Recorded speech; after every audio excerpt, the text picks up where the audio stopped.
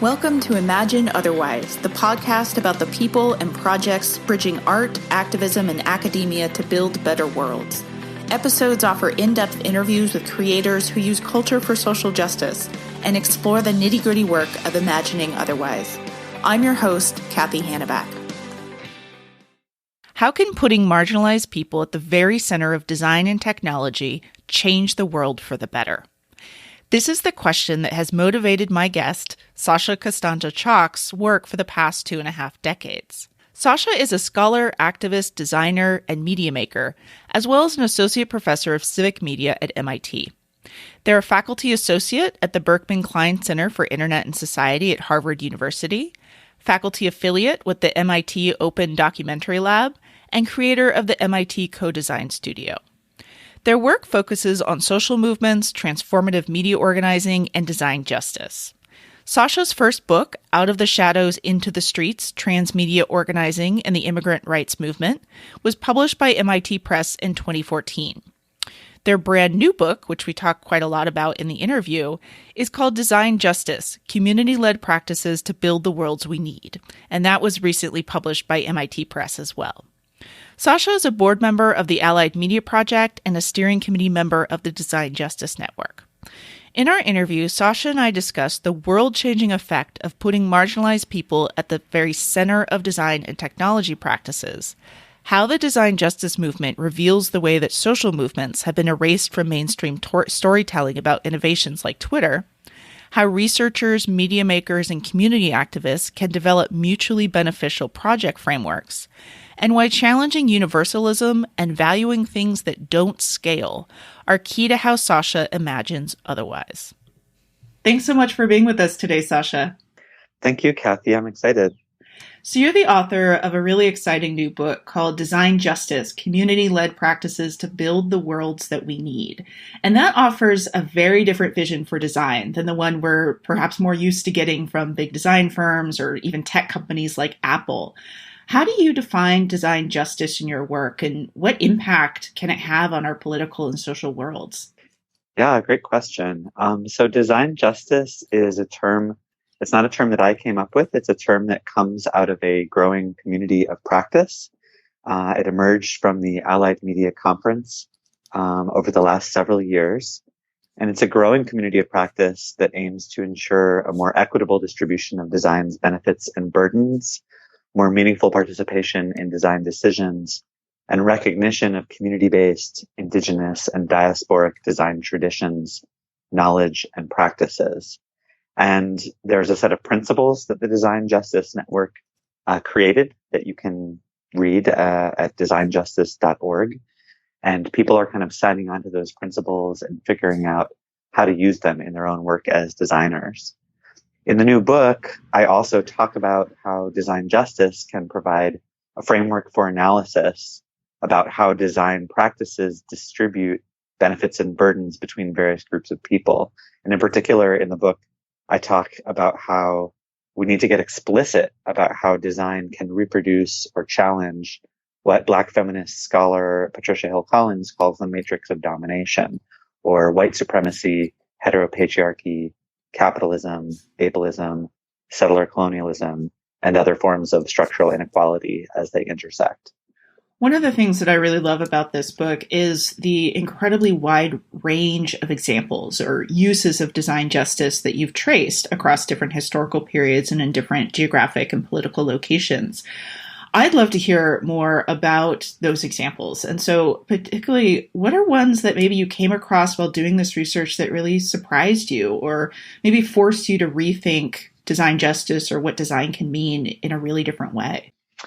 Yeah, I mean, there are so many examples of design practices that aren't part of the most visible and most well-paid design professions, right?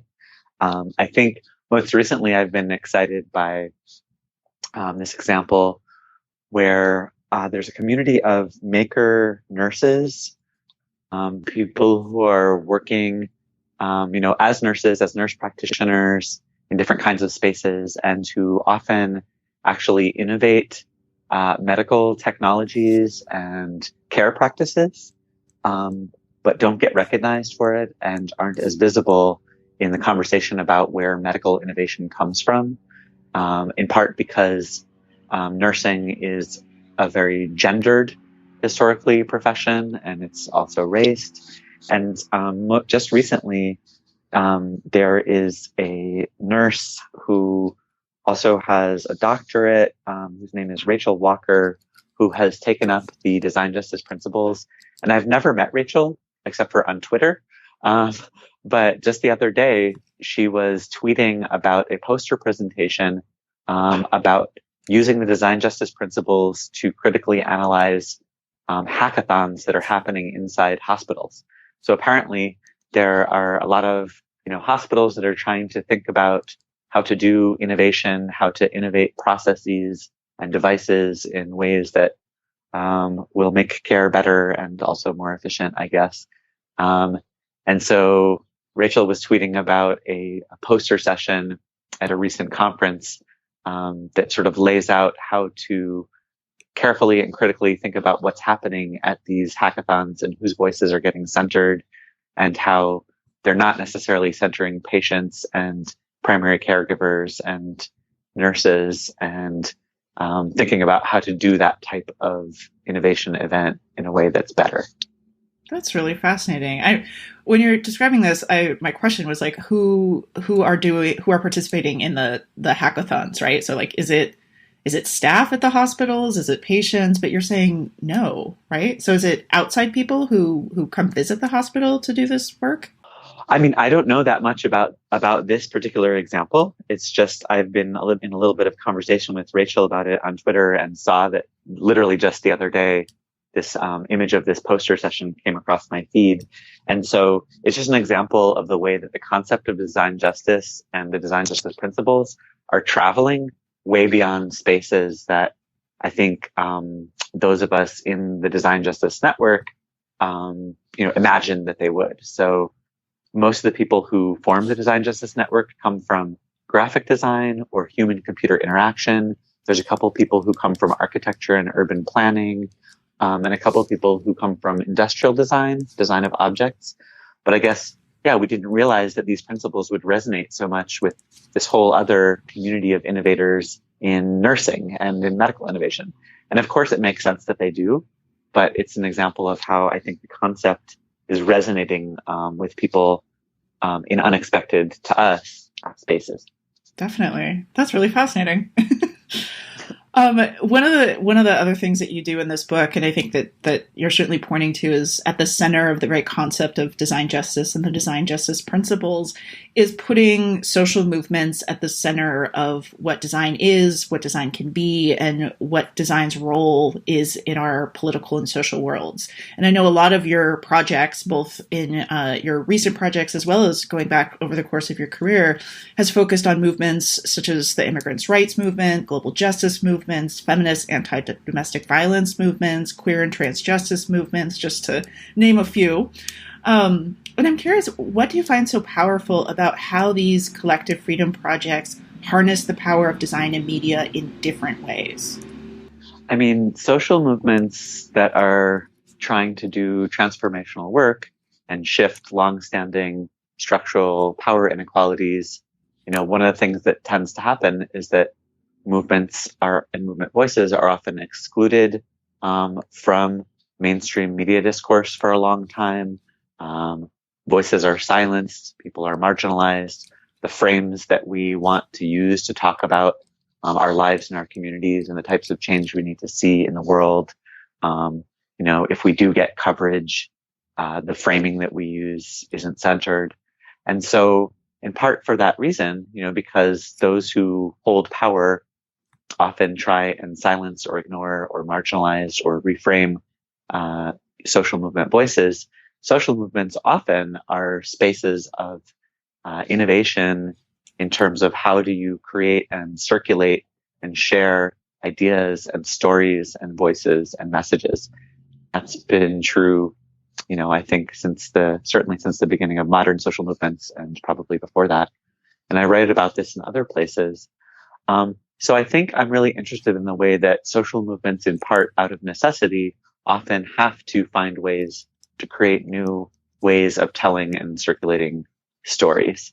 And in the new book, Design Justice, I talk about what that's looked like recently in terms of a number of innovations in the information and communication technology landscape that come from, or at least have contributions from hackers working with social movements, even though those contributions often get written out of the official histories of how we got the new platforms and spaces that we have today.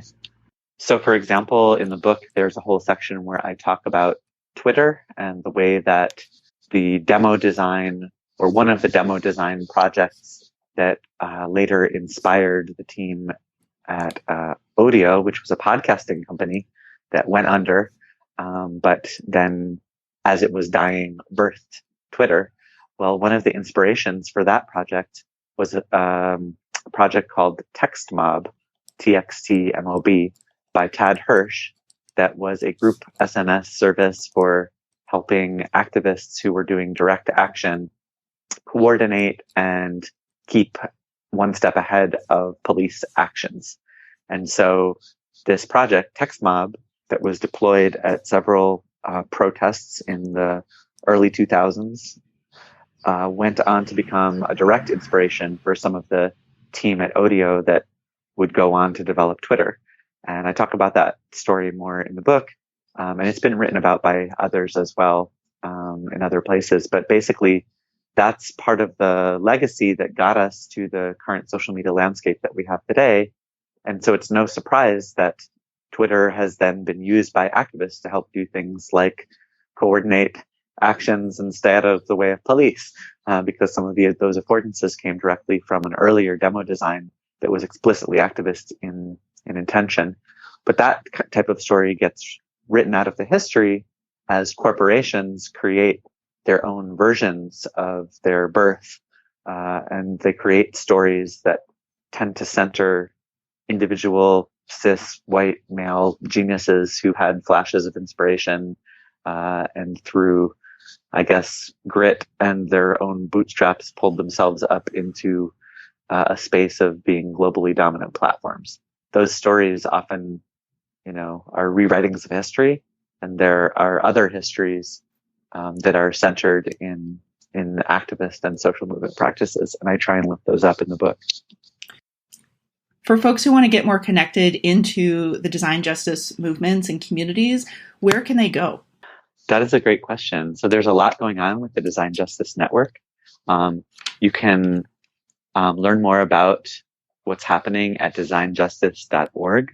There are local nodes of the Design Justice Network popping up in cities all over the place now. So there are regular meetings in Toronto and Philadelphia and New York and San Francisco and a couple other places. And you can also come meet a lot of people in the Design Justice Network at the Allied Media Conference this summer in Detroit in late June, when we're going to have a Design Justice Network gathering at the beginning of the Allied Media Conference. So I hope that people will check us out online and in all the social media spaces, and also connect with the Design Justice Network in person. It seems like a lot of your approach to rethinking how these histories get told, but I mean, in academic disciplines as well as popular culture or popular media, is tied to both your participation in the social movements that you're writing about, but also the fact that you design technologies yourself, right? So you both make them and you study them and you rethink them in all kinds of different ways.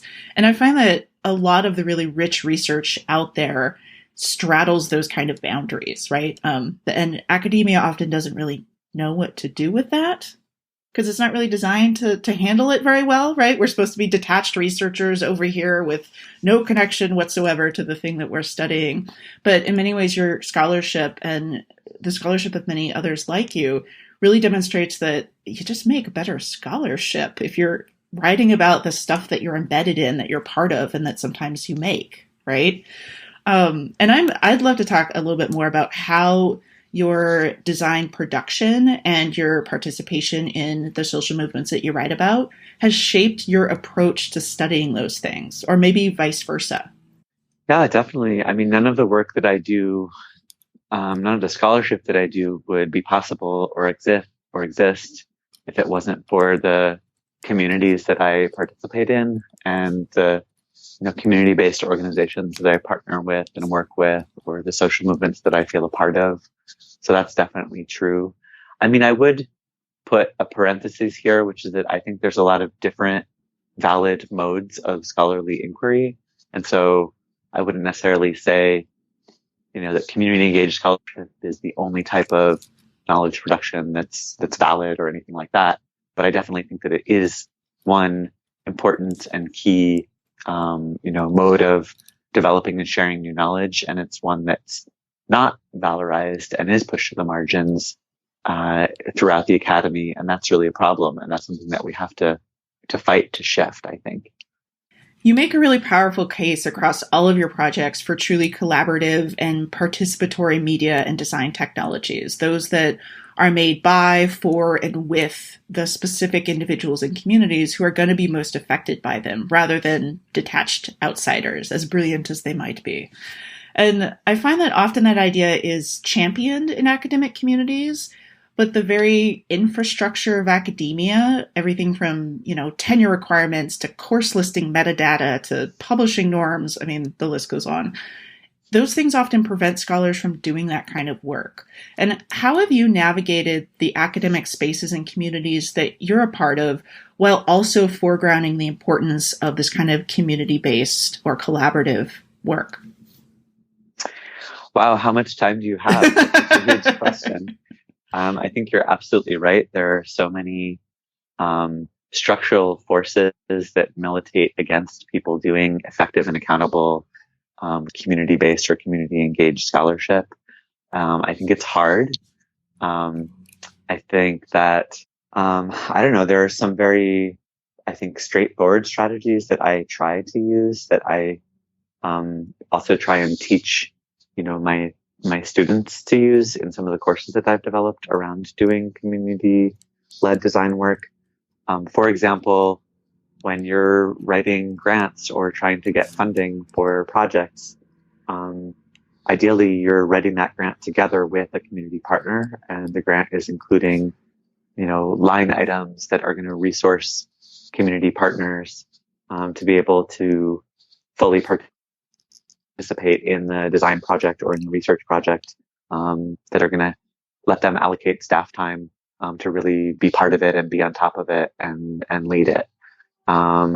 When I partner with community-based organizations, or when I'm working with students who are trying to do that, early on, we develop signed working agreements or memos of understanding that really carefully lay out everything from, what are the shared goals of the project, to who is going to get credit and authorship for the project, to who's going to own whatever product we develop together, if there is a product that's developed, who's going to own the data that's gathered along the way. And that stuff, it all has to be spelled out, and you have to develop shared verbal and written agreements about that you sign together. Because I find that too often, if you don't get really explicit about that stuff, all of those sort of power inequalities between the academy and community-based organizations, they just tend to push towards all of the credit and money and benefits of the projects falling, towards the faculty member who's participating in the collaboration. So you have to be intentional about how you're distributing resources. And resources also includes the story of the project. So if there's something that comes out the other side of the project and there starts to be, conversation about it in the public sphere, say there's reporters who are writing stories about some app that's been developed in collaboration between, a professor and a community organization. There are a lot of reasons why those stories tend to center, the academic partner, especially if it's a powerful institution. Like in my case, I've been working at MIT for almost a decade. And so even if I'm working on a project that's led by a community partner, the reporters and their editors often want to talk about this cool new project created by, MIT scientists, and relegate the community partner to a footnote. So sometimes you really just have to go back multiple times and push to ensure that that doesn't happen. I wonder if I can actually flip this question as well. So I think that is some really great advice for faculty who want to do these kinds of projects and want to do these kinds of projects ethically and in a way that aligns with the values of the communities and the social movements that they're passionate about. But I'm also curious if you have any advice for community members or media makers or activists to navigate researchers and the often, obtuse academic systems on the flip side. So how can they work with academics and researchers in a way that benefits them? Do you have any advice on the flip side of that as well? Yeah, I mean, I think that there's been a really interesting conversation about this question coming from the Research Justice Network. That's another network that came out of Allied Media Conference over the last 5 years or so. There's a Research Justice Reader. There's a whole sort of history of people writing about this. And of course, there's a long history of Indigenous researchers and scholars like Linda Tuahisi Smith, I think, who writes about Indigenous methodologies and kind of thinking about the way that historically, unfortunately, a lot of communities have experienced research as oppression and research as extraction and research as a way for, frankly, for settler colonial logics and power structures to encroach upon Indigenous spaces and lands and ways of being. So sometimes I think the response is to just tell researchers to go away. That can be viable and important and empowering, right? In so many contexts, for sure. Yeah. And then I think sometimes it's about developing long-term trusted relationships. Is there a researcher who comes from your community? And can you find ways to support them and lift up their work and partner with them? There's a thing you can do where, sometimes communities will tell, say, a university, well, if you want to work with us, we'll only do that if someone on the research team, or maybe if it's not the faculty member, if at least it's some of the graduate students or other researchers, have some type of connection to our community. So you can actually use that as leverage to say, if you want access and you want to work with us, you're going to have to prioritize, our presence in the community, in the project. You can also insist upon the thing I just described earlier, kind of, written agreements about what's going to happen with this work, and who's going to get credit for it and how it's going to move.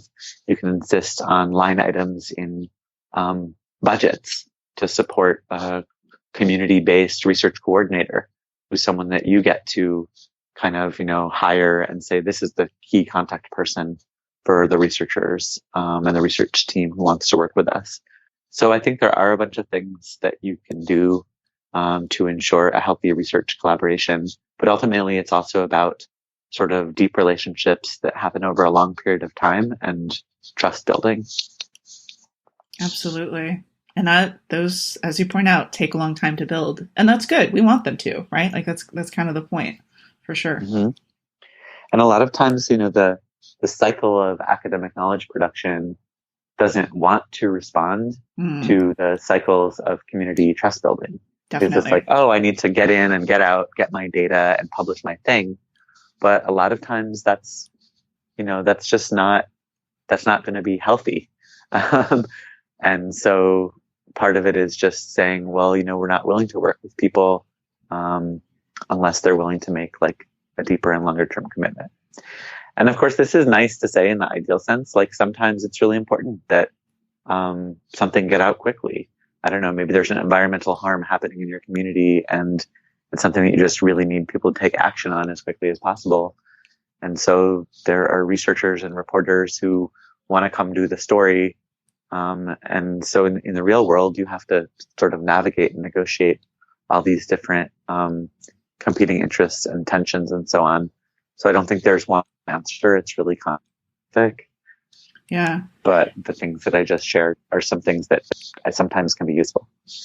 One of the things that I was recently talking to another set of guests on the show about is the need to recognize multiple forms of activism as activism, right? Rather than just thinking that activism, they were talking in terms of social movement activism more broadly, but I think this is applicable to research relationships as well, rather than assuming they all need to look the same, right? So your example of sometimes a quicker turnaround is actually valuable to the community. Sometimes a slower turnaround is more important, and recognizing that both of those should be able to count as research, both of those should be able to count as activism, both of those should be able to count as interventions on the scholarly as well as political levels, rather than assuming it all needs to look the same, right? Yeah, definitely. I mean, one size fits all, and universalization. That's one of the modes of thinking that's gotten us into this mess that we're in, where we're, normalizing everything from, agricultural systems and crops and strains of food to, the way that we interact with information online, and so on and so forth. So one of the big problems we're facing now is this systematization, normalization, and elimination of anything that doesn't fit normative models. And design justice as a proposal and as a set of practices is about challenging that and saying no, and pushing back and saying that there's a lot of different types of knowledge, there's a lot of different types of design. There are processes that are micro-local that we want to validate and support, and that a lot of times things don't scale. And through scaling a solution from, a particular local context, there's a lot that's lost as well as a lot that's gained. And so how do we transform a lot of our system dynamics so that we're supporting and resourcing many different local contextual forms of design and knowledge production, rather than saying, okay, well, let's standardize everything so that things are more efficient, which is one value, but it's not the only one. And it's an approach that's gotten us to the brink of ecological catastrophe and species death. One of the things that I find most helpful about the design justice principles is they really do call for rethinking everything, right? Rethinking what we think design is, rethinking what we think a community is, rethinking what we think the relationship between those things is, rethinking who design is supposed to be for and who gets to decide that, who gets to tell the story or histories of design. It really is reimagining a different world. And it's one of the reasons why I was so excited to have you on the show, because in many ways, your work in design justice and in the communities and movements that you're a part of is such a fantastic example of what it means to truly imagine otherwise, and to do that in the midst of the world that we currently live in. And so this brings me to my absolutely favorite and last question that I get to ask folks, which gets at the heart of the show. I think it gets at the heart of why you do what you do in the world. And that's that world that you're working towards when you create design collaborations, when you teach your classes, when you write your books. So I'll ask you this giant question that I think is really important and really is why we do any of this to begin with. What's the world that you want? I think, we want to build a world where many worlds fit. We want to build a world of one no and many yeses, which is the slogan of the Zapatistas and of Subcomandante Marcos. We want to build a world where we challenge the one world ontology, which is Arturo Escobar's term for the monoculture world that erases all kinds of indigenous lifeways and other ways of knowing and being and doing in the world. So ultimately, that's why, the subtitle of the book is that we want to use community-led practices to build the worlds we need, because there isn't just one vision. We want to open space for many visions. Well, thank you so much for being on the show and for writing your amazing book. And I'm sure folks will be excited to get that in their hands. It's really fantastic. I'll include a link to it in the show notes as well. And I just want to say thank you for sharing all the creative ways that you imagine otherwise. Thank you so much. It's a pleasure to be here, and I can't wait to hear the podcast episode.